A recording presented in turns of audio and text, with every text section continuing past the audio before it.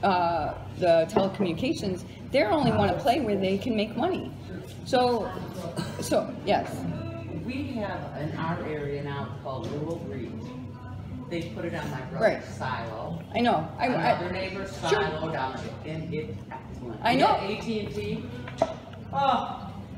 Well, Frustration after frustration. so the reason we have Rural Reach is because I've been helping to facilitate getting them out in the community. That's what I was going to say. So I talked to the big providers because, you know, that they were already out doing investment, and also ideally we should be trying to get to fiber optic. I think personally, fiber optic is much more reliable.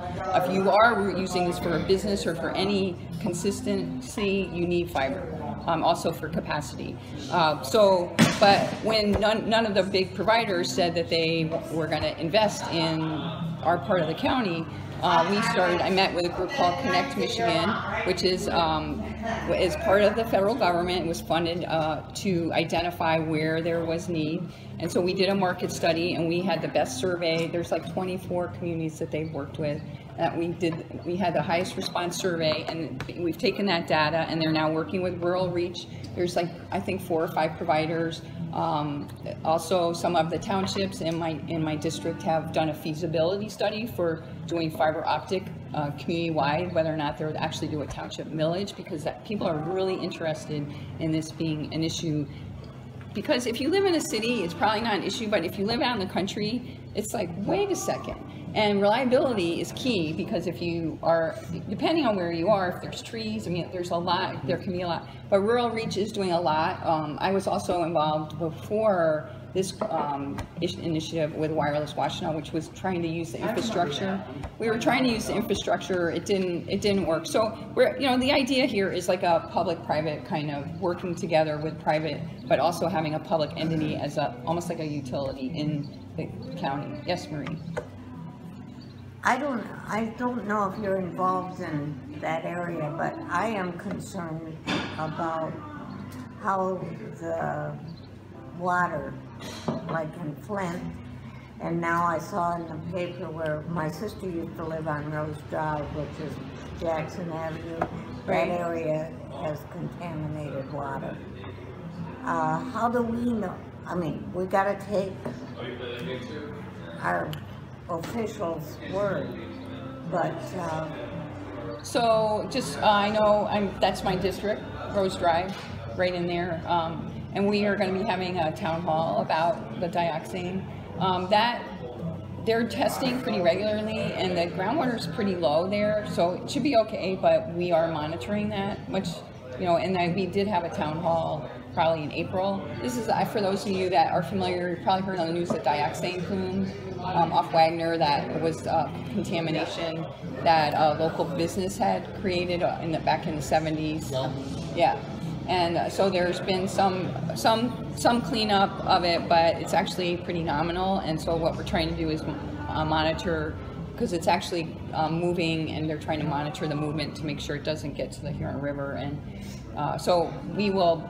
That's something that they're working on right now, because they changed the standards, because they identified that it was the federal government changed because it's cancerous, right? So we are monitoring that. And then the question, some people at the town hall asked about whether if you had a sump pump or something in the basement. So and on Rose Drive, that would be a question of how high the water table is. But I would just tell you, you should make sure you sign in, and I'll get your card.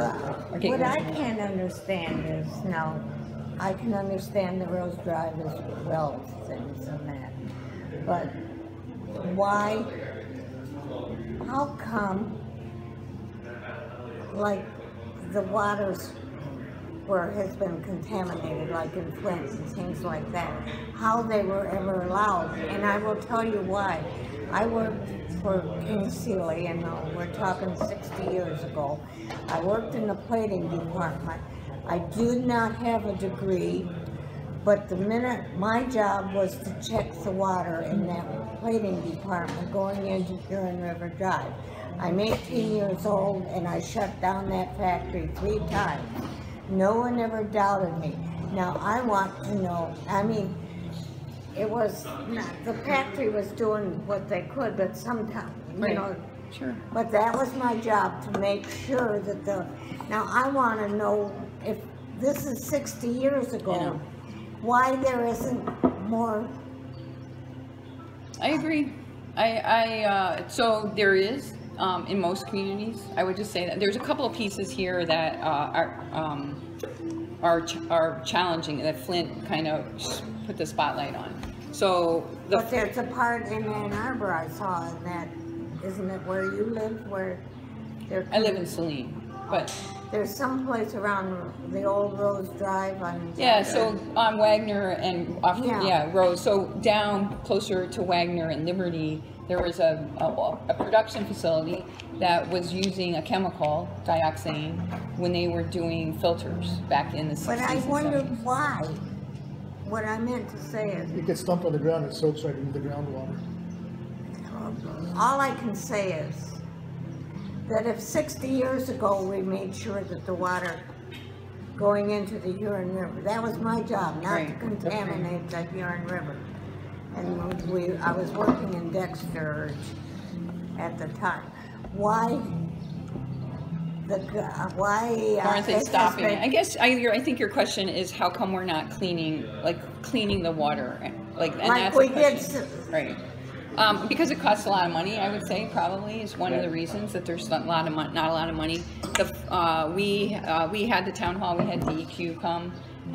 They are trying to monitor the wells and the water, the aquifer, to see where the water's going and if there's dioxane moving in the water. So they have allocated money in the budget for additional monitoring wells. But the plan right now, the government is not requiring Paul Gelman to purify the water, because it would. Right now, it's a court, so it's kind of under discussion, because this was the agreement in court. And until this changes, until either the DEQ or the EPA or somebody comes in and says this is not sufficient, we're moving. It's partly because back then the dioxane was not determined to be as cancerous, as poisonous as it is now. We were putting cyanide. So that's what's happening across. There's a lot of chemicals that we use when we make things,